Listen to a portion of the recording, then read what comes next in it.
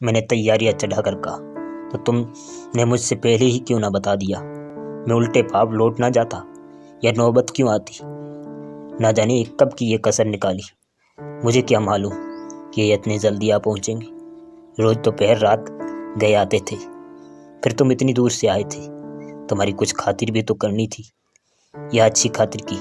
बताओ अब मैं कहाँ जाऊँ? मेरी समझ में कुछ नहीं आ रहा है। या अल्लाह, किस अजाब में फंसी।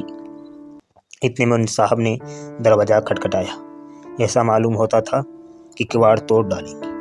हसीना के चेहरे पर एक रंग आता था, एक रंग जाता था। बेचारी खड़ी कांप रही थी। बस जबान से यही निकलता था, या अल्लाह रहम कर, या अल्लाह रहम कर। बाहर से आवाज़ आई, अरे तुम सरे सांप सो गई हो?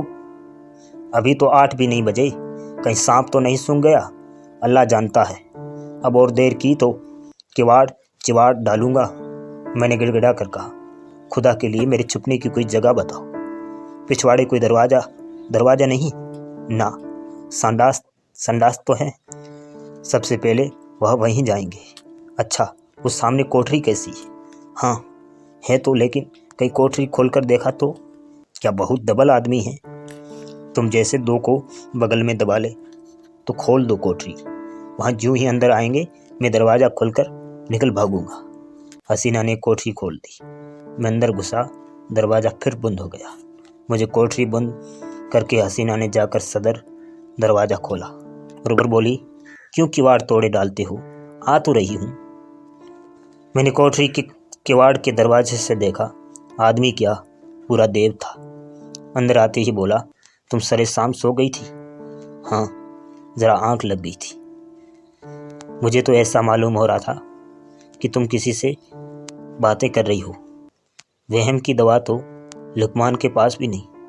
मैंने साफ सुना, कोई न कोई था, जरूर तुमने उसे कहीं छुपा रखा है। इन्हीं बातों पर तुमसे मेरा जी जलता है। सारा घर तो पड़ा है, देख क्यों नहीं लेते?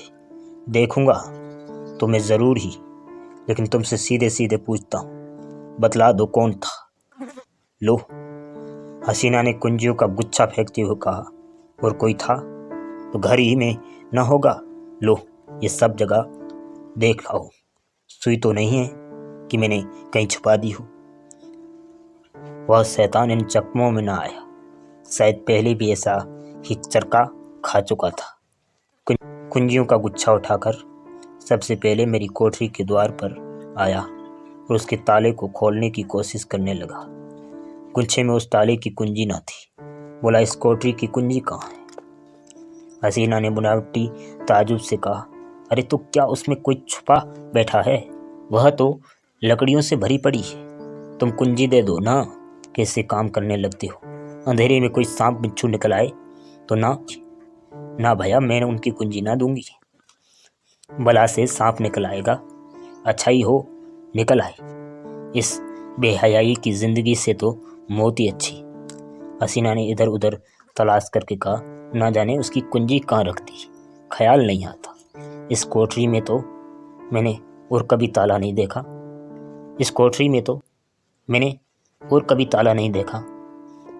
मैं तो रोज लगाती हूँ, शायद कभी लगाना भूल गई हूँ तो नहीं कह सकती।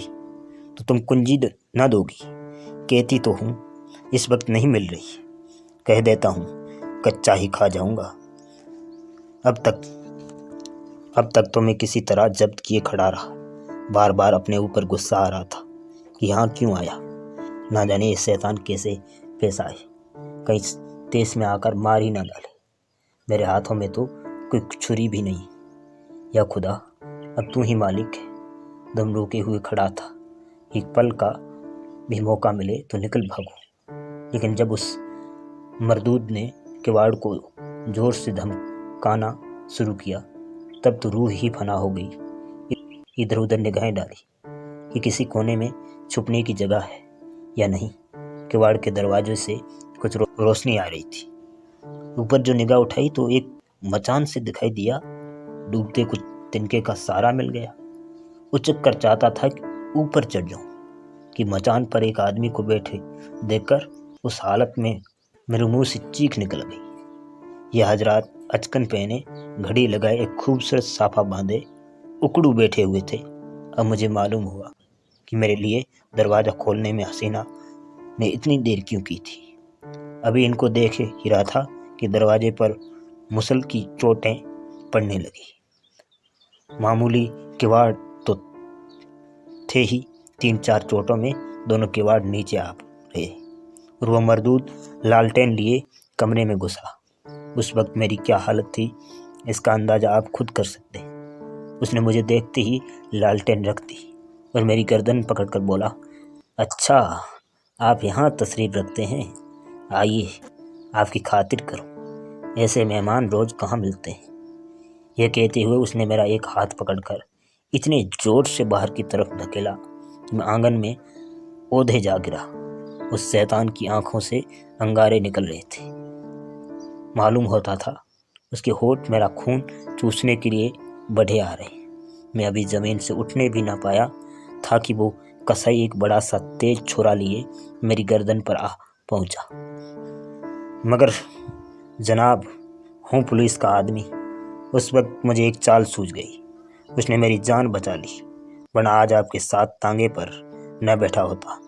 मैंने हाथ जोड़कर कहा, हुजूर मैं बिल्कुल बेकसूर हूँ, मैं तो मीर साहब के साथ आया था। उसने गरज कर पूछा, कौन मीर साहब? साथियों, बड़ी इंटरेस्टिंग कहानी है और बड़ी प्यारी कहानी। गरज कर पूछा, कौन मीर साहब? मैंने जी कड़ा करके कहा, वही जो मचान पर बैठे हुए हैं। मैं तो हुजूर का गुलाम ठहरा, जहाँ हुक्म पाऊंगा उनके साथ जाऊंगा, मेरी इसमें क्या खता। अच्छा, तो कोई मीर साहब मचान पर भी तशरीफ रखते हैं? उसने मेरा हाथ पकड़ लिया और कोठरी में जाकर मचान पर देखा। वो हजरत सिमटे सिमटाए भीगी बिल्ली बने बैठे थे। चेहरा ऐसा पीला पड़ा था गोया बदन में जान ही नहीं।